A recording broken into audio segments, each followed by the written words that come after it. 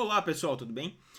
Muita gente já viu, tá circulando na internet um vídeo de uma 50 BMG estourando, né, com o atirador. O atirador, no caso, é o Scott do Kentucky Ballistics, é um canal bem grande dos Estados Unidos, ah, tem milhares de seguidores, e ele foi utilizar uma munição surplus, né, que é uma munição usada, uma munição que sobrou de guerra, vamos dizer assim, e a munição estourou na arma de fogo. O cano não estava obstruído, mas como ele mostra no vídeo, vou mostrar o vídeo aqui a pouco para vocês. Não tem nada de gráfico no vídeo, tá? Quem for olhar não precisa se preocupar, não vai aparecer nenhum corte, nenhum sangramento, mas vai aparecer o momento da explosão da arma. Ele se machucou bastante, ele teve que passar 10 dias no hospital, sendo 2 ou 3 dias na UTI, onde ele teve que fazer uma cirurgia bem grande, porque eu não sei se pegou, um dos fragmentos pegou ou na jugular ou na carótida, ele estancou o sangramento com o dedão e com um pedaço da camiseta, então ele enfiou o dedão e a camiseta, tanto que ele está fazendo uma campanha vendendo camisetas que ele vai ter que ficar um tempo parado. E são camisetas que são produzidas pela Bunker Branding, que é de outro youtuber também, lá nos Estados Unidos. E é bem interessante o vídeo para ensinar um pouco pra gente, porque o que acontece?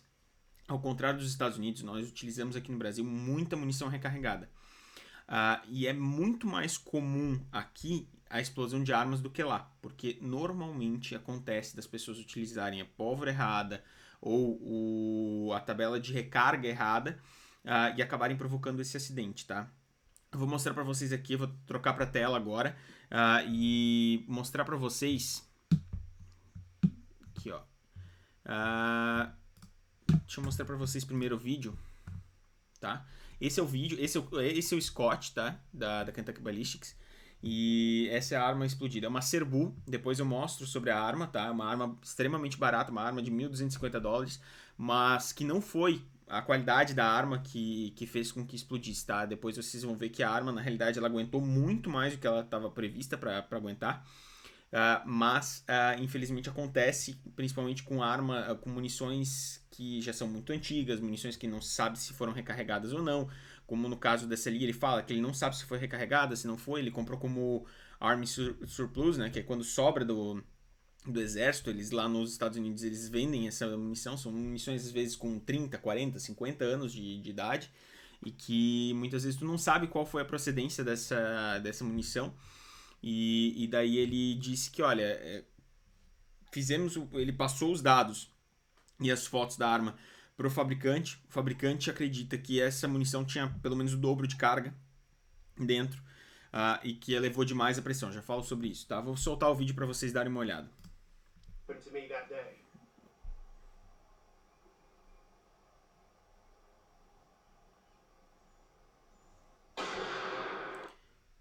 Ó, como vocês podem ver, a arma racha no meio e vários pedaços voam, tanto que acerta o rosto dele, acerta a garganta dele, acerta uma série de... Ó, tá vendo que aqui ele tá com um corte no pescoço? Ele quebrou o dedo, ele teve que fazer uma cirurgia no dedo, e ele quebrou alguns ossos da face, porque essa parte aqui, ó, que é o final, o que acontece? Essa arma, ela é monotiro, tá? A Serbu. Ela é uma arma que você tira essa rosca do final dela, ela tem o percursor preso ali e tal, tu tira isso ali, insere a munição e fecha essa rosca no cano, né? É um sistema relativamente seguro, porque é um sistema que vai prender fisicamente ali, e estava extremamente bem preso. Ele mostra que estava preso, porque essa arma ela tem uma característica que ela não fecha se tu não fechar até o final essa rosca. Então a rosca estava bem fechada. Tava com todos os protocolos de segurança corretos, não tinha, mas infelizmente é uma fatalidade que ocorre, tá? O que acontece? Essa peça que voou no nariz dele, no óculos, quebrou o óculos de proteção, um óculos feito para proteção de fragmentos balísticos e tal, então era um óculos bom, não era um óculos ruim, tá? E acaba quebrando o óculos e quebrando também o nariz e alguns ossos da face dele. Ele vai mostrar aqui um pouquinho mais pra frente. Deixa eu acelerar aqui para mostrar. Ó. Ele está mostrando ali onde bateu a parte de trás, essa rosca, né? Esse final ali da arma. Podem ver que aqui é o buraco do percursor, ó, que está ali ainda. E aqui a garganta dele com os pontos, tá? Deixa eu mostrar aqui onde estava preso. Ele está mostrando que o mecanismo não fecha se não tiver completamente fechado, tá? Teve fragmentos voando, um fragmento passou pelo boné dele, um dos fragmentos da arma, que a arma quebrou em vários pedaços, tanto a parte de gatilho quanto a parte do lower. Uma das partes voou e passou pelo boné dele. Se tivesse acertado a cabeça dele com a força que estava passando ali, ele teria morrido com certeza, tá? Um pouquinho mais pra frente, deixa eu mostrar aqui. Eu quero mostrar que ele tem um close exatamente dessa rosca aqui.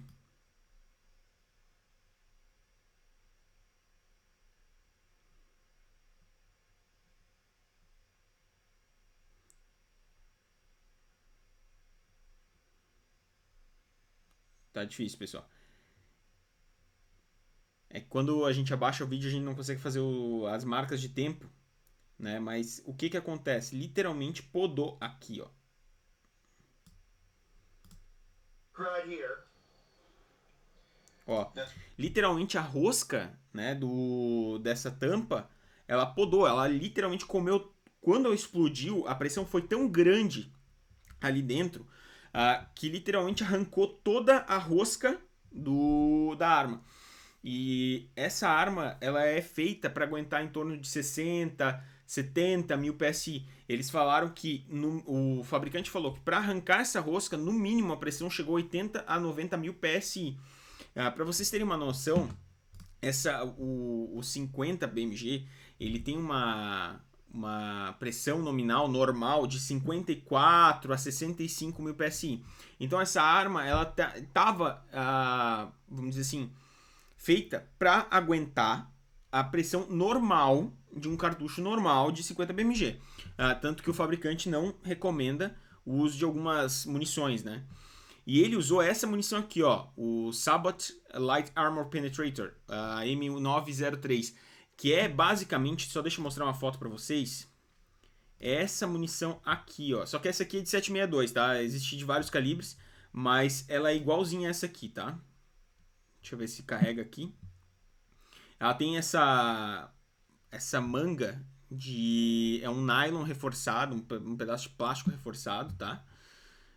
Por que ele não mostra quando eu quero, né? Ele é um plástico reforçado, tá? Que dentro dele tem um pedaço que é o projétil mesmo, que é esse projétil aqui, ó, que é um projétil de tungstênio, tá? Um material extremamente duro que consegue ultrapassar várias barreiras, consegue ultrapassar 19 milímetros de AR-500, por exemplo, que são 2 centímetros praticamente de AR-500, que é um metal feito para aguentar tiros constantes, né? Então o que acontece? Ele tem essa camisa aqui e o projétil.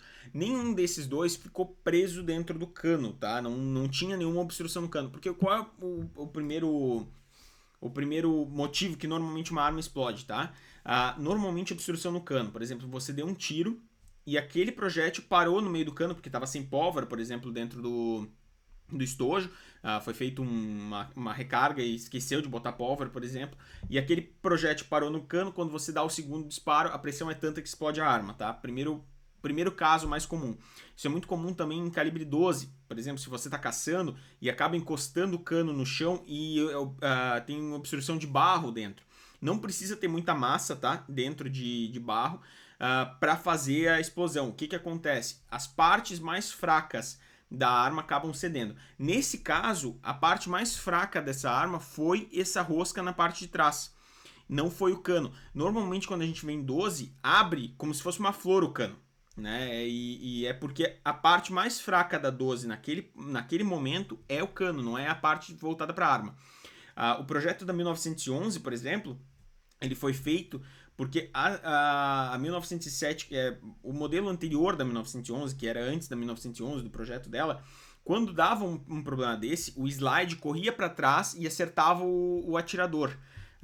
O John Moses Browning, que é o inventor da 1911, mudou o projeto para 1911 para que, num caso de explosão, a arma fosse para frente ou para cima e não mais para trás. nas .50, por exemplo, da Barrett, é bem comum que também seja ou a casa de ejeção que vai ser explodida, ou o cano, ou alguma outra parte não voltada pro atirador. No caso da Serbu, como é uma arma mais barata, foi menos pensado nesse sentido e foi mais feito no sentido de ser usada a mais à distância. Também tu vê muitos youtubers usando ela à distância, com um pedaço de corda, alguma coisa, até por não confiar. Porque, para vocês terem uma noção, uma Barrett, a mais barata hoje, considerando preços pré-pandemia, tá, nos Estados Unidos, eram em torno de 8 mil dólares, 8.500 dólares. A Serbu, essa Serbu que ele estava utilizando, o preço base dela é 1.259, uma arma muito mais barata, né? Então é uma arma que é muito utilizada, claro, aquela pessoa que quer uma ponto .50 e não tem como arcar com uma Barrett, ou por pessoas que querem fazer teste com munição, alguma coisa, e querem uma arma que não seja tão cara que possa acabar sendo danificada ou algo do gênero, tá? O que acontece? Essa munição que ele estava usando, né? Ela tem uma pressão nominal em torno de... Estava vendo antes num outro site em torno do normal, né? Dos 54, 60 mil PSI. Ela não é uma munição que ela tem uma pressão muito alta. Por quê? Porque na realidade ela se vale do desenho dela, que aquele projétil de tungstênio ele é mais leve do que o normal. Pode ver que o projétil normal tem 600, 700 grains, né, de peso, e esse tem entre 355 e 360. É metade do peso, então ele consegue aproveitar muito melhor aquela carga para acelerar esse projétil muito mais rápido contra o alvo, né? Ele consegue chegar a uma velocidade muito maior.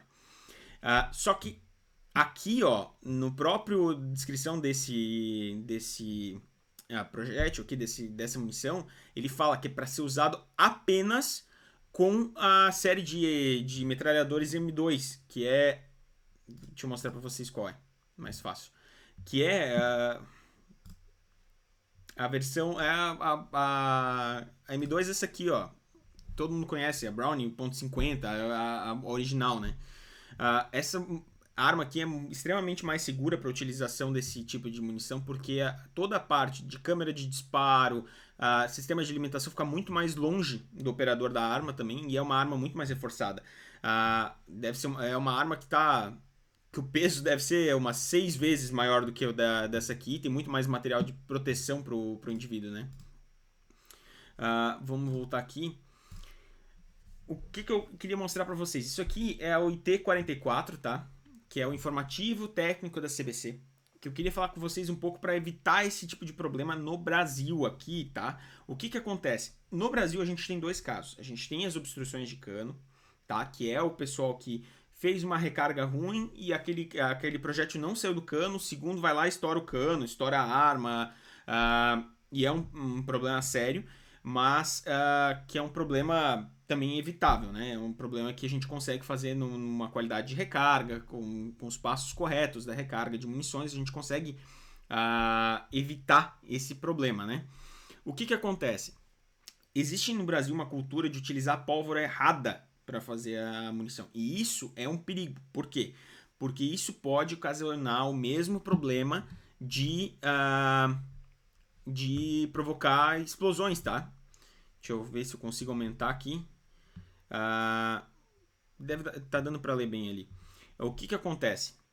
Essa aqui é a IT-44 da CBC, tá? É um documento que a CBC bota no ar, mostrando quais são os tipos de pólvora dela, para quais calibres eles são indicados, né? Se você botar no Google IT-44, né? Tudo junto, espaço CBC, já vai aparecer esse documento, tá? Pegue a versão mais atualizada. Aqui em cima, ó, diz qual é a versão, tá? Aqui tem... Deixa eu conseguir ampliar. Aqui, ó, logo no começo, tem uma lista das pólvoras, os tipos de pólvora que tem, né? O número é basicamente o modelo da pólvora. E aqui, além de todas as informações de diâmetro, comprimento, espessura dos grãos, e a densidade, vai ter o tempo de combustão dessa pólvora, tá? O que acontece? Muita gente utiliza as pólvoras erradas porque quer economizar e não comprar dois tipos de pólvora. Vou dar um exemplo. Muita gente utiliza 219 para recarregar 9mm, para recarregar 45 ACP, para recarregar 40, para a Smith Wesson para recarregar N número 68, por exemplo. E é errado. Por que é errado? Porque essas pólvoras que são indicadas para cada um desses calibres, elas têm tempos de queima diferente. E se você utiliza a pólvora errada, na quantidade errada, em um cartucho, um estojo, né, de munição, quando está fazendo a recarga, por exemplo, você pode aumentar tanto a pressão lá dentro que vai explodir a arma, tá? Isso é extremamente comum, infelizmente. O que acontece? Você pega, por exemplo, um pneu de carro. Um pneu de carro tem 40 PSI. Um pneu de bicicleta daqueles mais finos, né, de bicicleta de corridas, speeds, TT, elas têm 200 PSI. Já é um salto gigantesco e quando estoura um pneu daquele, o barulho é muito maior, dá pra ver que realmente a pressão é muito maior.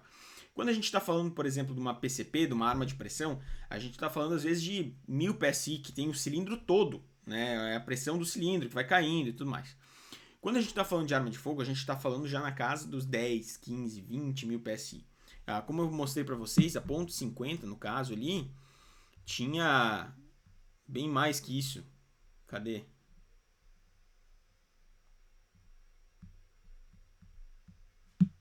Eu pulei a página, calma aí. Tinha na casa dos 60 mil PSI, né? Se a gente for olhar 38, 357, 9mm, eles têm pressões muito mais baixas, tá? Quando a gente chega, por exemplo, num 40 Smith Wesson, a pressão é muito alta, porque ele é um cartucho que foi reduzido, né? Com um projétil grande, a pressão acaba sendo maior. A gente tem aqui, ó, por exemplo, no 50, 54, 65 mil PSI. Imagina, o pneu do carro tem 42 PSI, não tem 42 mil, ele tem 42 PSI. Aqui tem 65 mil PSI. É muito, muito mais pressão ali dentro. E essa pressão ela acaba dando um pico na hora do disparo, né? E ela vai caindo até o projétil sair. Só que às vezes o que acontece? Aquela pólvora está queimando tão rápido que ela não dá tempo do projétil se deslocar. E o próprio projétil age como se fosse um obstáculo dentro do cano da arma e explode a arma de fogo, tá? O próprio projétil que está sendo disparado. Isso infelizmente, é relativamente comum. O que eu falei do 219, por exemplo? A gente vai fazer uma comparação, por exemplo, 219 do 45 ACP com a pólvora 231 da 9mm, que é utilizada na 9x19, tá? O 219, ele queima, aliás, o 219 ele queima 0.40, né? O 231 ele leva 0.65, ele leva um pouco mais de tempo, né, para queimar. Ele é mais lento. O 231 é uma pólvora rápida, bem rápida, mas é um pouco mais lento do que a 219, porque isso aqui é em milissegundos, tá? O que acontece? Isso é 33% a mais de velocidade utilizando 219. Então vamos dizer que você utiliza uma carga quente com uma pólvora 219 e erra por pouca coisa. Vamos dizer que você erra ali por... A gente está falando de, vamos dizer, 5 grains, bota 5.4 grains, que, cara, não é nada, é algumas pedrinhas a mais, alguns grãozinhos a mais, né? Quando tu vai olhar a medida daquele pouquinho ali, é ridícula a quantidade. Mas tu tá botando 10, 20, quase 10% a mais de pólvora, sem pensar, porque, é só uns grãozinhos a mais, queimando a 33% mais rápido dentro de um estojo que não é feito, né? A câmara de disparo, a arma em si não é feita para aquela pressão toda tão rápido, ela é feita para uma pressão um pouquinho menor, né? Um pouquinho mais distribuída pelo tempo e pode acarretar na destruição da arma, no danificar a arma. Eu sei que tem pessoas que têm um conhecimento gigante sobre recarga e conseguem fazer uma recarga segura, né? Utilizando o 219. Mas se você tem qualquer dúvida sobre recarga, não utiliza pólvora diferente do que manda o manual do IT44. Por quê? Porque tem uma chance de acontecer exatamente isso que aconteceu com o Scott aqui, em menor escala, claro, né? Ó, tem a chance de acontecer isso aqui, tá? Isso aqui, com você, com a sua arma, porque você escolheu utilizar uma pólvora errada para economizar R$ 400 do tubo a mais de pólvora que você tinha que ter, porque comprou 219 para uma coisa e queria utilizar também no mesma recarga da 9mm. Então, é o seguinte, a arma e principalmente a sua saúde valem muito mais do que aqueles R$ 400 do quilo a mais de pólvora. Compre o quilo a mais de pólvora, você vai acabar utilizando, tá? Vai nos treinamentos e tal, mas é uma segurança muito maior na utilização do que utilizar a pólvora errada, tá? Era isso que eu queria deixar claro para vocês e explicar um pouco o que aconteceu aqui, para vocês entenderem, né, que não é tão simples, que muita gente falou, não, mas tinha uma obstrução no cano. Ele mostra que não tinha uma obstrução no cano, tá?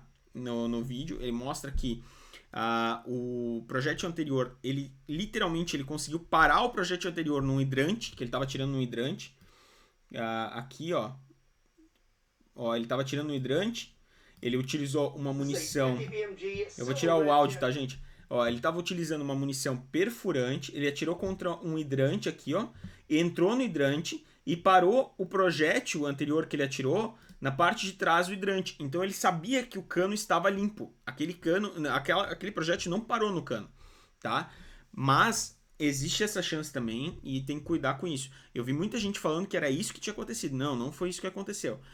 A arma era uma porcaria porque ela custava $1.250. Não, a arma não era uma porcaria porque custava $1.250. O que ocorreu ali está muito mais relacionado com que a munição, que é uma munição que, primeiro, já diz na própria referência dela que não deve ser utilizada se não for naquele tipo específico de armamento, tá? Que é o M2 aqui, ó. Ele já diz que não deve ser utilizado.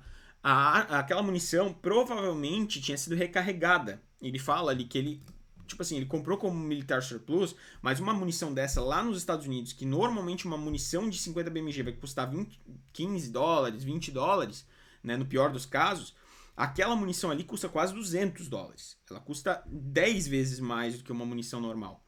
Então, o que acontece? Muitas pessoas usam essa munição, conseguem o projétil e fazem a recarga. Só que fazem a recarga com pólvora errada, com quantidade errada de pólvora, com uma pressão de neck diferente. São tudo fatores que podem ter ocasionado isso aqui, mas que provavelmente, pelo que ele está falando e pelo que o próprio fabricante da arma falou, foi excesso de pressão. Foi excesso de pressão, utilizaram a quantidade errada de pólvora, provavelmente foi uma carga dupla. Às vezes até mesmo numa M2 teria rodado sem problema nenhum esse armamento, tá? Essa munição. Poderia ter sido um disparo muito mais quente, né, do que o normal. Mas poderia ter rodado. E essa arma ali não aguentou a pressão, não aguentou coisa. Em vez de expelir esse projétil, explodiu a arma, tá? Era isso que eu queria falar para vocês, era isso que eu queria apresentar para vocês, mostrar que realmente é um perigo hoje no Brasil isso também, não só a gente não tem acesso a 50 BMG aqui, mas a gente tem acesso a vários tipos de arma, mesmo armas pequenas que às vezes a gente negligencia algumas coisas, principalmente na recarga, e acaba trazendo esse prejuízo não só de material, né, do armamento, mas também de saúde. Ele teve uma sorte desgraçada, tá? Porque ele realmente foi uma sorte ele continuar vivo, porque aquele corte na garganta dele e um dos fragmentos, ele até disse que ele não sabe como, se entrou pela garganta, o que foi, atingiu um dos pulmões dele, ele teve colapso de um pulmão, ele teve que fazer uma descompressão no pulmão dele enquanto ele acordado. Eles literalmente fizeram um corte na lateral, nas costelas dele, passaram um cano para fazer descompressão lá, tirar o sangue, drenar o sangue, estabilizaram ele para poder fazer a cirurgia da garganta dele, para fazer a cirurgia da mão dele e tudo mais. Então é realmente um troço que foi por muito pouco que ele não morreu, muito pouco mesmo. O santo dele estava muito forte naquele dia, porque isso ali era para não ter mais a participação dele nessa terra. Tá? Foi um acidente extremamente grave e é um acidente que a gente tem que fazer de tudo, trazer a informação para que ninguém repita esse acidente, seja por causa de problemas com recarga, seja por problemas na arma, tá? São perigos que, no caso dele, não tinha como evitar, tá? Não tinha como saber ali que ia explodir. Por mais que não é uma munição indicada para aquele armamento, não tinha como saber que ela ia explodir. Ele já tinha tirado várias vezes com esse mesmo tipo de munição, né, nessa arma. Então fica essa reflexão para todos vocês. Eu vou deixar o link aqui embaixo do IT-44. Quem é da comunidade Forma já viu esse documento, eu já fiz uma análise ponto a ponto, calibre por calibre, pólvora por pólvora dele, que está disponível na área de recarga, tá? Nos cursos de recarga lá embaixo. Quem está me assistindo no YouTube, que esse vídeo eu vou botar nos dois, porque é uma utilidade pública, né? Uma questão de segurança. Eu vou botar aqui embaixo, na descrição do vídeo, eu já boto o link do IT-44. No próprio pacote de pólvora tem as inscrições, tá, do IT-44, então podem utilizar aquelas inscrições também. E sempre tomem muito, muito cuidado, tá bom? Qualquer dúvida, qualquer sugestão, só mandar aqui embaixo na aba dos comentários. E eu vou tentar responder o quanto antes, ou se eu não conseguir responder, algum dos especialistas do portal responde, tá bom? Grande abraço!